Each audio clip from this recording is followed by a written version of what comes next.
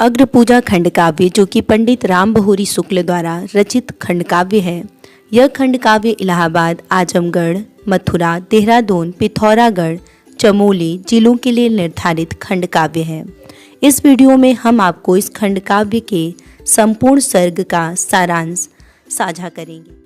परीक्षाओं में इस प्रकार के इस खंडकाव्य से प्रश्न पूछे जाते हैं कि अग्रपूजा खंडकाव्य का सारांश लिखिए अथवा अग्रपूजा का कथासार अपने शब्दों में लिखिए, या कथानक का सारांश लिखिए अथवा अग्रपूजा खंडकाव्य की कथा वस्तु संक्षेप में लिखिए, अथवा अग्रपूजा खंडकाव्य की प्रमुख घटना का उल्लेख कीजिए। ऐसे प्रश्नों का उत्तर हम इस वीडियो में आपसे साझा करेंगे। आशा करते हैं कि आपको हमारा यह प्रयास अच्छा लगेगा। अगर आपको हमारा यह प्रयास अच्छा लगता है तो कृपया आप इस वीडियो को ज़्यादा से ज़्यादा अपने दोस्तों रिश्तेदारों के साथ साझा करें, जिससे कि आपके द्वारा हमें सपोर्ट मिलता रहे। श्री रामबहोरी शुक्ल द्वारा रचित अग्रपूजा नामक खंडकाव्य का कथानक श्रीमद् भागवत और महाभारत से लिया गया है। इसमें भारतीय जनजीवन को प्रभावित करने वाले महापुरुष श्री कृष्ण के पावन चरित्र पर विविध दृष्टिकोणों से प्रकाश डाला गया है। युधिष्ठिर ने अपने राजसूय यज्ञ में श्री कृष्ण को सर्वश्रेष्ठ मानकर उनकी पूजा की थी। इसी आधार पर खंडकाव्य का नामकरण हुआ है। संपूर्ण काव्य का कथानक 6 सर्गों में विभक्त है, जिसका सारांश इस प्रकार है। अग्रपूजा खंडकाव्य का प्रथम सर्ग पूर्वाभास। इस सर्ग की कथा का प्रारंभ दुर्योधन के द्वारा षड्यंत्र करके लाक्षागृह में आग लगवा देने के बाद वह पूर्ण रूप से आश्वस्त हो गया है कि अब पांडव समाप्त हो गए हैं, तो उसने और अधिक अत्याचार बढ़ा दिए। किंतु श्री कृष्ण की बुद्धिमता एवं सावधानी से पांडव लाक्षागृह से जीवित निकलकर छद्म वेश में द्रौपदी के स्वयंवर में राजा द्रौपद के यहाँ उपस्थित हुए। राजा द्रौपद की शर्त के अनुसार अर्जुन ने मछली की आग का लक्ष्यभेद किया। निराश हुए अन्य राजाओं ने अर्जुन पर घातक प्रहार किया, किंतु भीम और अर्जुन ने उन्हें परास्त कर दिया। स्वयंवर में आए हुए श्री कृष्ण और बलराम ने उन्हें पहचान लिया तथा उनके विश्राम गृह में रात्रि के समय मुलाकात की। राजा द्रौपद ने द्रौपदी को अर्जुन को सौंप दिया। पांडव द्रौपदी के साथ माता कुंती के पास पहुँचे। कुंती की इच्छा के अनुसार द्रौपदी का विवाह 5 पांडवों के साथ कर दिया गया। इस अवसर पर उन्हें श्री कृष्ण द्वारा उपहार तथा राजा द्रौपद द्वारा बहुत दहेज दिया गया। पांडवों को जीवित देकर तथा द्रौपदी द्वारा उनका विवाह करने की घटना से दुर्योधन अधिक चिंतित हो उठा। हस्तिनापुर से कर्ण को साथ लेकर उसने धृतराष्ट्र से पांडवों का सर्वनाश करने का परामर्श भी किया। धृतराज ने भीष्म पितामह, द्रोण तथा विदुर के परामर्श पर पांडवों को आधा राज्य देने का निश्चय किया। पांडवों को बुलाने के लिए विदुर को भेजा गया। पांडवों के साथ कुंती, द्रौपदी तथा श्री कृष्ण भी हस्तिनापुर आए। हस्तिनापुर की जनता ने उन सभी का बड़ा आदर एवं स्वागत किया। दूसरे दिन धृतराज ने युधिष्ठिर का राज्याभिषेक कर दिया। उसके बाद में गुरुजनों से विदा लेकर पांडव द्रौपदी सहित खांडव वन को चले गए। यहीं पर प्रथम सर्ग अर्थात पूर्वाभास नामक जो सर्ग है वह समाप्त होता है। अग्रपूजा खंडकाव्य का द्वितीय सर्ग आरंभ, जो कि इस प्रकार है। सर्ग का प्रारंभ पांडव श्री कृष्ण को साथ लेकर खांडव वन पहुंचे। यह एक विशाल वन था। यहाँ पर श्री कृष्ण ने स्वर्ग लोक जैसा इंद्रप्रस्थ तैयार करा दिया। जो व्यक्ति पांडवों के साथ हस्तिनापुर से आए थे, वे सभी यहाँ सुखपूर्वक रहने लगे। कुछ दिनों के पश्चात श्री कृष्ण पांडवों से आज्ञा लेकर द्वारिकापुरी वापस चले गए। श्री कृष्ण के वापस आते समय पांडव व्याकुल होने लगे। धर्मराज युधिष्ठिर के राज्य में प्रजा बहुत सुखी थी। वहाँ गुरुकुल में निवास करते हुए शिष्य लोग बड़ा शिष्ट व्यवहार करते थे।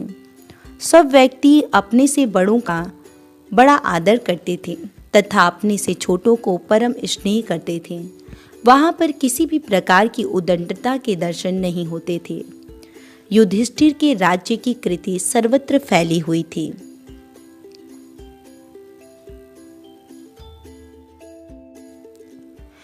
अग्र पूजा खंड काव्य का तीसरा सर्ग आयोजन है। इस सर्ग में पांडवों का द्रौपदी से विवाह होने के उपरांत पांडवों के आपसी मतभेद को दूर करने के लिए नारद जी ने यह प्रस्ताव रखा कि द्रौपदी एक एक वर्ष प्रत्येक पति के साथ रहें।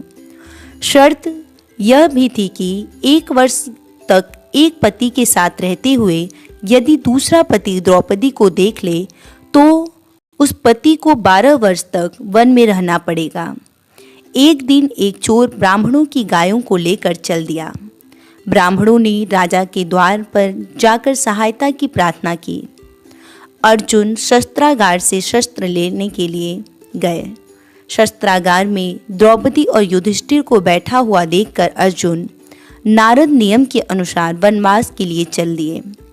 वनवास की अवधि में अनेक स्थानों पर घूमते हुए अर्जुन द्वारिकापुरी पहुँचे।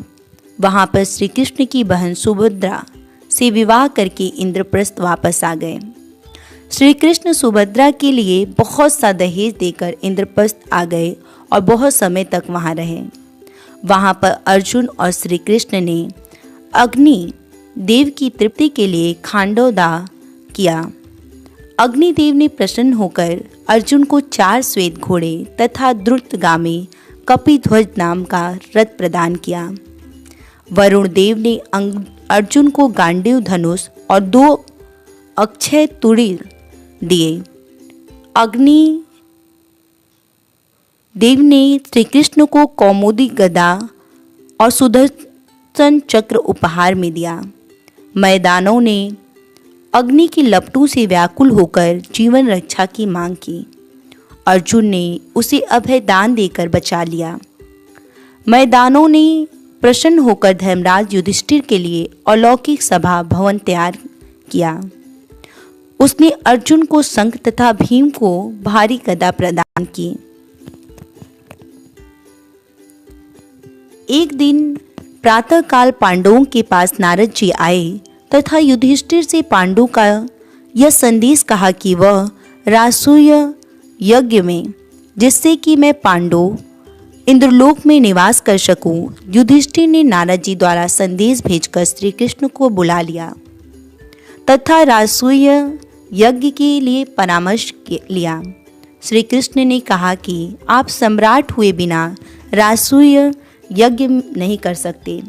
सम्राट बनने के लिए आपको जरासंध का वध करना होगा। अतः सर्वप्रथम जरासंध का वध किया जाना चाहिए। जरासंध ने रुद्र यज्ञ में बलि देने के लिए 2000 राजाओं को कैद कर रखा है। मैं उन राजाओं को छुड़ाने का आश्वासन देकर आया हूँ।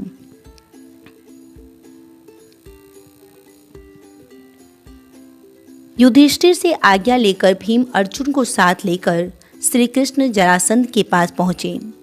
जरासंध ने भीम से मल्लयुद्ध करने का निश्चय किया। लगातार 13 दिनों तक युद्ध होता रहा। भीम ने जरासंध को थका हुआ जानकर उसकी टांगी पकड़ कर उठा लिया और जमीन पर पटक दिया।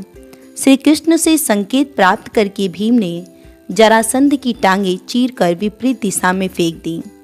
जरासंध का क्रियाकर्म करके उसके पुत्र सहदेव का राज्याभिषेक किया। कैद से मुक्त हुए राजाओं तथा सहदेव ने युधिष्ठिर की अधीनता स्वीकार की। कुछ दिन तक वहां रहकर श्री कृष्ण ने युधिष्ठिर से विदा ली।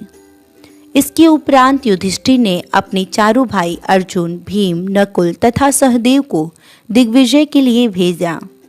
संपूर्ण भारत युधिष्ठिर की छत्र छाया में एक हो गया। युधिष्ठिर ने राजसूय के लिए सभी राजाओं को आमंत्रित किया। अर्जुन श्री कृष्ण को इस यज्ञ में लाने के लिए द्वारिकापुरी गए। अग्रपूजा खंडकाव्य का चतुर्थ सर्ग प्रस्थान।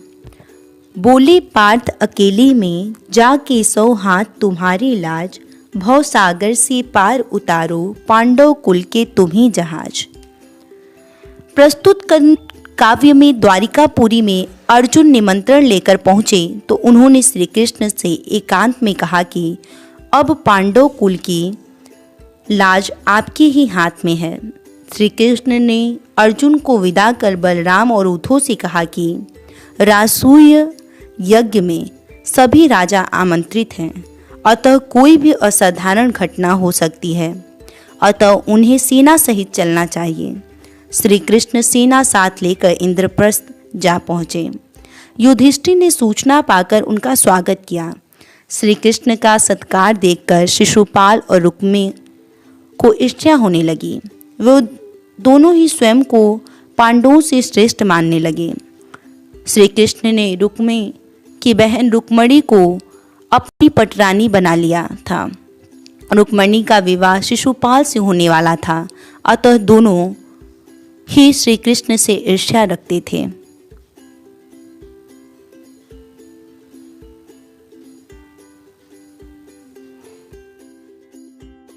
अग्रपूजा खंडकाव्य का पंचम सर्ग रासूय यज्ञ। यज्ञ की सुव्यवस्था के लिए विभिन्न व्यक्तियों में कार्य विभाजन कर दिया गया। सब राजा आसनों पर बैठने लगे। श्री कृष्ण ने ब्राह्मणों के चरण धोए। सबसे पहले पूजन के लिए जब सहदेव ने श्री कृष्ण का नाम पुकारा तथा श्री कृष्ण सभासदों के बीच आए तो सभी राजा आसनों से उठकर खड़े हो गए। केवल शिशुपाल ही बैठा रहा। अग्र पूजा के लिए श्री कृष्ण को ही सबसे श्रेष्ठ बताया गया था। भीम ने सहदेव को आज्ञा दी कि सबसे पहले श्री कृष्ण को और फिर अन्य पूज्य राजाओं को अर्घ्य दो। सभी राजाओं ने इसका समर्थन किया, किंतु शिशुपाल ने इसका विरोध किया। शिशुपाल ने इस प्रकार जब श्री कृष्ण की निंदा की तो भीम उठकर खड़े हो गए। श्री कृष्ण की प्रशंसा और अग्र पूजा के लिए नाम प्रस्तावित किए जाने के बाद शिशुपाल सहन नहीं कर सका और श्री कृष्ण पर प्रहार करने के लिए दौड़ पड़ा, किंतु श्री कृष्ण प्रसन्न मुद्रा में बैठे रहे। वह जिधर भी प्रहार करने के लिए दौड़ता उसी दिशा में श्री कृष्ण का हंसता हुआ मुख दिखाई देता। अंततः शिशुपाल हाँफ गया। श्री कृष्ण ने शांत भाव से कहा कि तू मेरा फुफेरा भाई है, अतः अब तक के सारे दुर्व्यवहार को मैंने माफ़ कर दिया। अब ऐसा न हो कि तुझे दंड देना पड़ जाए। शिशुपाल फिर भी श्री कृष्ण की निंदा करता रहा। तब श्री कृष्ण ने अपने सुदर्शन चक्र से शिशुपाल के सिर को काट दिया। धर्मराज युधिष्ठिर ने आदर पूर्वक उसका अंतिम संस्कार किया तथा उसके पुत्र का राज्याभिषेक किया।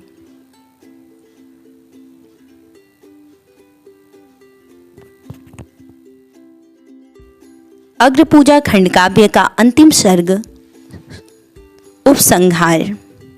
शिशुपाल की मृत्यु के बाद भी रासूय यज्ञ विधिवत रूप में चलता रहा। व्यास तथा धौम्य आदि 16 ऋषियों ने बड़े ही विधि विधान से यज्ञ संपन्न कराया।